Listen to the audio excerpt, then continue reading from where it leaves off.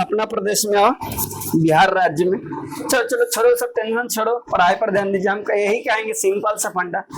Guardian जब मेहनत का इतना पीछे आपके पीछे खर्चा कर रहा है, बुआ खर्चा कर रहा है, तो पढ़िए। और नौकरी करिएगा ना तो दादा के बाबू के नहीं कर दे दीजिएगा। अभी से आप नौकरी भी करिएगा तो 4 साल 5 साल के बाद ही करिएगा, ठीक है। करिएगा तो दादा जब तक जाए वाला रहेंगे, फिर कल्लू को बुलाना पड़ेगा, निर्गुण व्यास को, समझे कि नहीं। और के बाद ऐसा आप खुद करिएगा, ठीक है। दादा तो पढ़ा रहे हैं, वो अपना फर्ज निभा रहे हैं। आइए, निम्न में से किस दर्पण के फोकस दूरी धनात्मक होता है? यानी कौन सा दर्पण है जिसका फोकस दूरी क्या होता है? धनात्मक। तो कौन सा दर्पण का फोकस दूरी धनात्मक होता है? उत्तल दर्पण रहे, उत्तल लेंस रहे, इसका फोकस दूरी क्या होता है? धनात्मक। अवतल दर्पण रहे, अवतल लेंस रहे, इसका फोकस क्या होता है? ऋणात्मक। Any problem? इनमें कौन पादप हार्मोन है? कौन सा हार्मोन है जो पादप? तो साइटोकाइन। पादप मतलब पेड़ पौधा में पाए जाने वाला हार्मोन, साइटोकाइनिन, साइटोकाइन, सॉरी, ठीक है। ये पादप में पाए जाने वाला हार्मोन है। क्या चीज में पाए जाने वाला हार्मोन? पादप में। पादप मतलब पेड़ पौधा। पेड़ पौधा में पाए जाने वाला हार्मोन कौन है? साइटोकाइनिन। हाइड्रोजन मनुष्य में पाए जाने वाला थायरोक्सिन, मनुष्य में इंसुलिन भी मनुष्य। इंसुलिन की कमी से कौन सा रोग? मधुमेह। थायरोक्सिन की कमी से होता है घेंगा, ठीक है, घेंगा रोग। एस्ट्रोजन आपका ये सेक्स हार्मोन है, ठीक है। रुधिर का कौन सा अवयव रक्त स्राव को रोकने में मदद करता है? यानी रुधिर का कौन ऐसा चीज है जो आपको कट गया हाथ, ठीक है, काट गया, ठीक है, या काटी के चक्कर में कोई काट कुट लिया, ठीक है, तो खून रुकेगा कैसे? तो वो खून को रोकने के लिए आपका शरीर में कौन होता है? प्लेटलेट्स, ठीक है, प्लेटलेट्स, ठीक है। क्या चीज रहता है? प्लेट नहीं, प्लेटलेट्स। खून में रहता है प्लेटलेट्स, ठीक है। ये डेंगू आपको होगा ना तो शरीर में प्लेटलेट्स ही कमने लगता है, धीरे धीरे आप कमजोरी वीकनेस लगने लगेगा बहुत ज्यादा। तो क्वेश्चन है कि रुधिर का कौन सा अवयव रक्त स्राव को रोकने में मदद करता है, यानी खून को बहने से रोकता है? तो कौन है? प्लेटलेट्स। कौन है? प्लेटलेट्स। हमारा शरीर का पीएच पराशर के बीच होता है, यानी पीएच कितना से कितना होता है? 7 से 7.8। शरीर का जो बॉडी है, ह्यूमन बॉडी है, ठीक है, हम लोग का जो शरीर है उसका पीएच मन कहां से कहां तक होता है? 7 से 7.8। 7.0 बोलना कोई जरूरी नहीं, ठीक है, 7 से 7.8, ठीक है। पीएच, पावर ऑफ हाइड्रोजन, यानी शक्ति कितना शरीर में हाइड्रोजन का, वो। निम्न में से कौन बौने पौधा का दर्शाता है? तो बौना पौधा स्मॉल टीटी, छोटा। ये मेंडल का मटर पर किया गया प्रयोग, ठीक है। पूछेगा मेंडल साहब किस पौधा पर प्रयोग किए थे? तो मटर, याद रखिएगा। मेंडल किस पौधा पर प्रयोग किया है? मटर। मटर के पौधा पे प्रयोग किए थे, ठीक है। आनुवंशिकता के लिए मेंडल साहब किस पौधा का प्रयोग किए थे? मटर।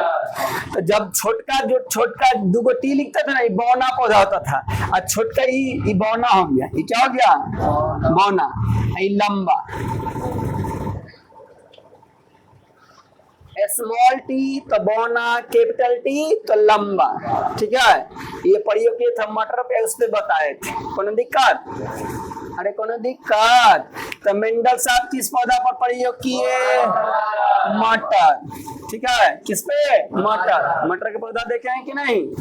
अरे मटर के पौधा देखे हैं? कहाँ घूमल बड़े हो, ठीक है। मटर के पौधा देखे हैं कि नहीं देखे हैं? कैसा रहता है? लगती नहीं है।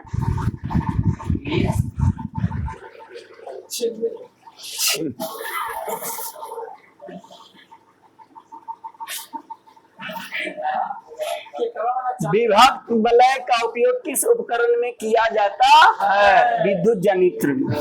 विभक्त वलय का उपयोग होता है विद्युत जनित्र में, ठीक है। विद्युत मोटर में है, हाँ, दिक परिवर्तन का काम करता है, सॉरी। विभक्त वलय कहाँ प्रयोग होता है? विद्युत मोटर में। विभक्त वलय कहाँ होता है? विद्युत मोटर। याद रख, ध्यान दीजिएगा, विद्युत मोटर में प्रयोग किया जाता है दिक परिवर्तन के लिए, ठीक है। विभक्त विलय कहाँ प्रयोग होता है? विद्युत मोटर में। विद्युत मोटर। अब देखिए ये पूछता है कि विभक्त विलय के काम क्या है, तो विभक्त विलय दिक् परिवर्तन का काम करता है, यानी समय के साथ विद्युत धारा की दिशा बदल जाता है। समझे ना? पूछेगा कि विभक्त विलय काम क्या करता है? धारा की दिशा को बदलने का काम करता है। क्या काम करता है? धारा की दिशा को बदलता है। तो विभक्त विलय होता है विद्युत मोटर में। कहाँ होता है? विद्युत मोटर में। विद्युत मोटर। कोई दिक्कत? कौन सा परंपरागत ऊर्जा स्रोत है? परंपरागत में दादा छड़दादा से चलते आ रहा है, उसको परंपरागत ऊर्जा स्रोत कहते हैं। जो कब से चलते आ रहा? दादा छड़दादा के राज से। दादा छड़दादा मतलब समझे ना, प्राचीन काल से, पुराने समय से चलते आ रहा था, उसको क्या कहेंगे? क्या चीज? पारंपरिक ऊर्जा स्रोत। तो जैव मात्रा बायोगैस नया में आया है, ठीक है। नाभिकीय ऊर्जा ये भी नया में है, ठीक है। भूतापीय ऊर्जा ये भी नया में है। इनमें से कोई नहीं दे रहा कि जैव मात्रा दे रहा है? जैव मात्रा ना, जैव मात्रा क्या है? परंपरागत ऊर्जा का स्रोत। जो जैव मात्रा है कैसा है? परंपरागत। परंपरा पुराने समय से चलते आ रहा है। नाभिकीय ऊर्जा में किसका प्रयोग करते हैं? यूरेनियम और थोरियम को। नाभिकीय ऊर्जा में किसका प्रयोग? यूरेनियम और थोरियम। कौन सा हाइड्रोकार्बन सबसे सरल यौगिक है? तो कौन है? मीथेन। सबसे सरल हाइड्रोकार्बन मीथेन। सबसे सरल हाइड्रोकार्बन मीथेन। चालक का प्रतिरोध निर्भर करता है, नहीं करता है, ठीक है। चालक का प्रतिरोध किस पर निर्भर नहीं करे? तो चालक की लंबाई पर। चालक का प्रतिरोध जो तार है, चालक मतलब जो तार है, तो उसका प्रतिरोध कौन कौन पर निर्भर करेगा? तो पहला क्या है? चालक की लंबाई पर निर्भर करेगा। चालक लंबा, जैसे लंबा तार है, यहाँ से ज्यादा दूर तक है, तो यहाँ से वहां तक करंट पहुंचाने में दिक्कत होगा कि नहीं होगा? तो लंबाई पर निर्भर करता है, ठीक है। तो चालक का प्रतिरोध लंबाई पर निर्भर करता है। दूसरा, चालक के अनुप्रस्थ काट का क्षेत्रफल, यानी कितना मोटा है, मोटा पतला पर निर्भर करेगा, ठीक है। ज्यादा पतला तो देता, ज्यादा पतला दूर ले जाएगा तो बीच में फुस जल जाएगा, ठीक है। तो लंबाई पर भी निर्भर करेगा, उसका मोटाई पर भी निर्भर करेगा। चालक के तापमान पर, ठीक है, चालक के तापमान पर भी निर्भर करेगा। चालक में प्रवाहित विद्युत धारा पर। बताइए कौन होगा? इस पे उसको क्या करंट कितना जा रहा है उससे उसको कोई फर्क नहीं है। बाकी कितना लंबा है, कितना मोटा है, ठीक है, ठंडा गर्म उस पर भी डिपेंड करेगा, समझे कि नहीं? उस पर भी डिपेंड करेगा। तो चालक का प्रतिरोध निम्नलिखित बातों पर निर्भर करता है। कौन पर नहीं करता? चालक प्रवाहित विद्युत धारा, इस पर ये आश्रित नहीं है। कोई दिक्कत? आगे बढ़ाया जाए। अभी दिन है।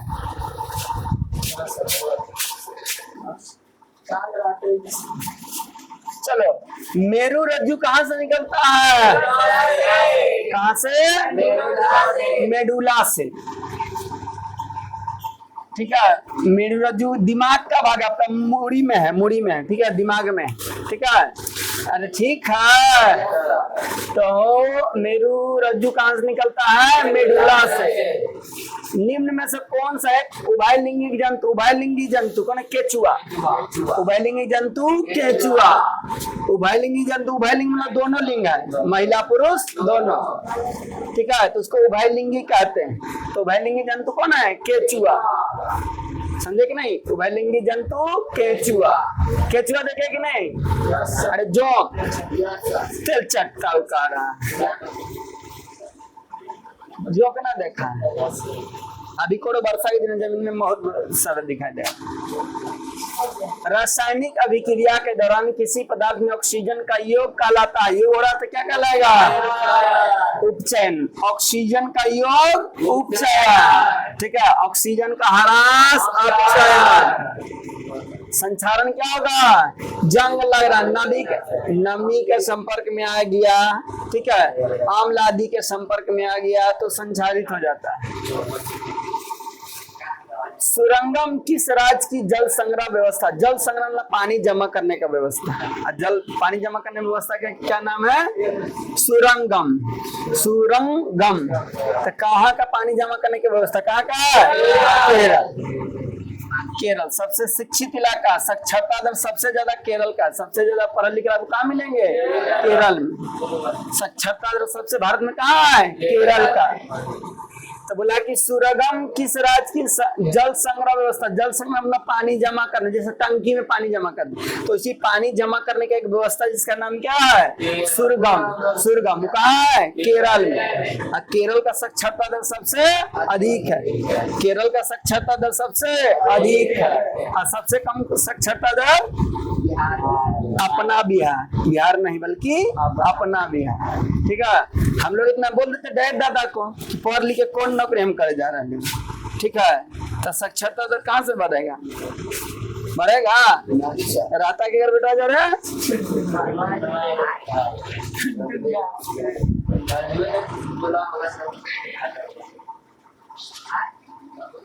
चलो थोड़ा सा बुआ देखो, इधर कटरा छोटा करो। चले आइए, देखो रासायनिक अभिक्रिया के दौरान हो गया सुरगम। दांतों को साफ करने के लिए दंत मंजन प्राय कैसा होता है? देखिए जो मुंह होता है ना, समझिए मुंह जो होता है, मुंह देखे कि नहीं, ये जो दांत थोबड़ा है, ठीक है, ये अम्लीय होता है। इनमें जो आपको जो जंग जैसा लग जा रहा है, कीड़ा लग रहा है, ठीक है, गंदा जैसा बढ़ जा रहा है, वो अम्लीय के कारण। तो जो मुंह होता है वो अम्लीय प्रवृत्ति का रहता है। ये दांत हो गया वो अम्लीय यानी अम्लीय रहता है। तो चाहिए कैसा कोलगेट? क्षारीय।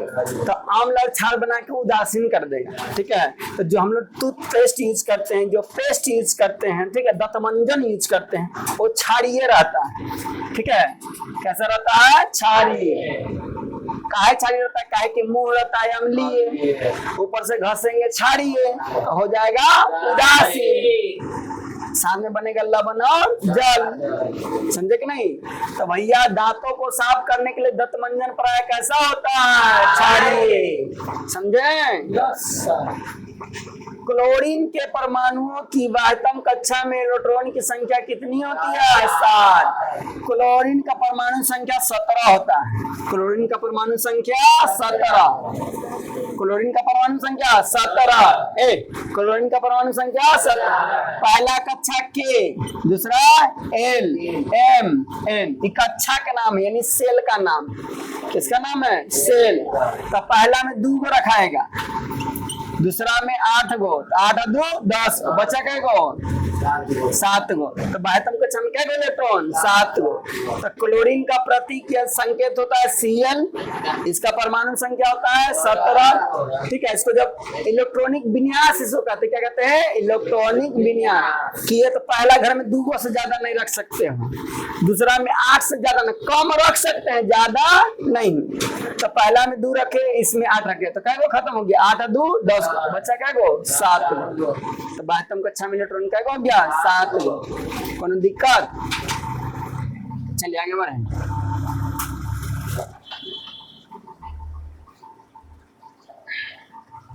चलो वही फॉर्मूला बताए भी थे, वही कक्षा भी जो कक्षा पढ़ाए ना, तो कौन कक्षा में कै गो रखाएगा?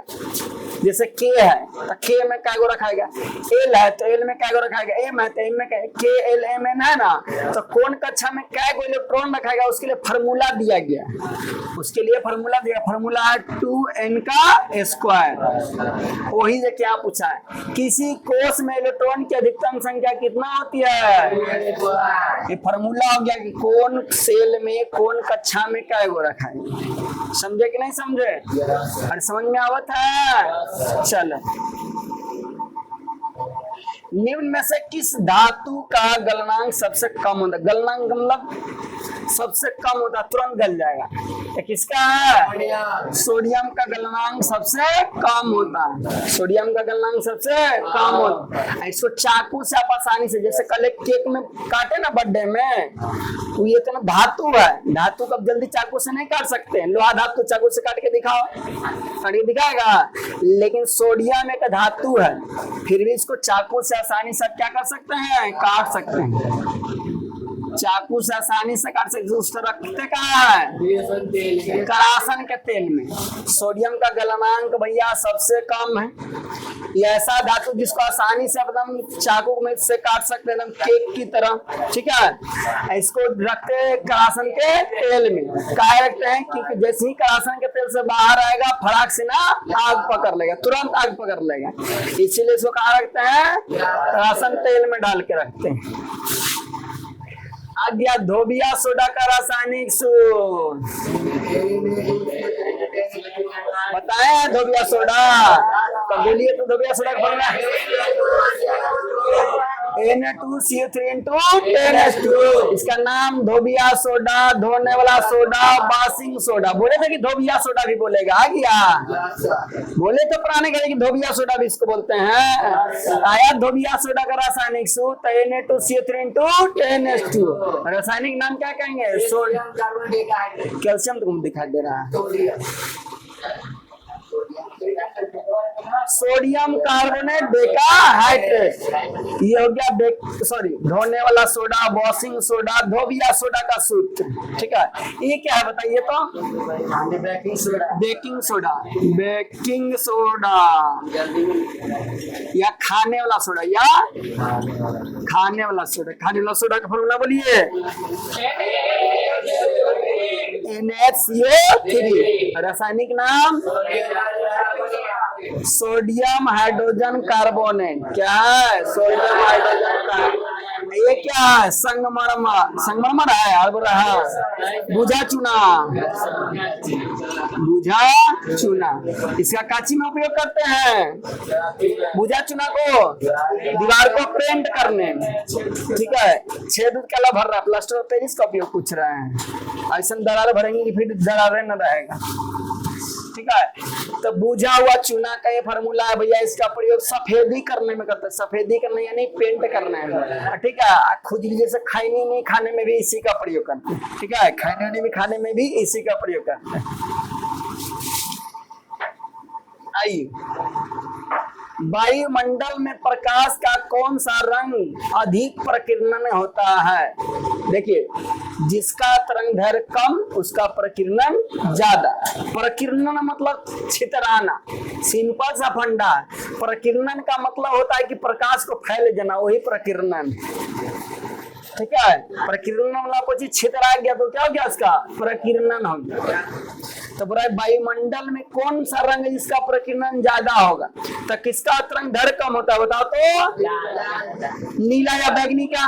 नीला बैगनी का तरंग दैर्घ्य कम होता है तो इसका प्रकीर्णन ज्यादा होगा, छितराएगा ज्यादा। तो ज्यादा छितराता जो जल्दी भीतर आता भी है, ठीक है। तो वायुमंडल में प्रकाश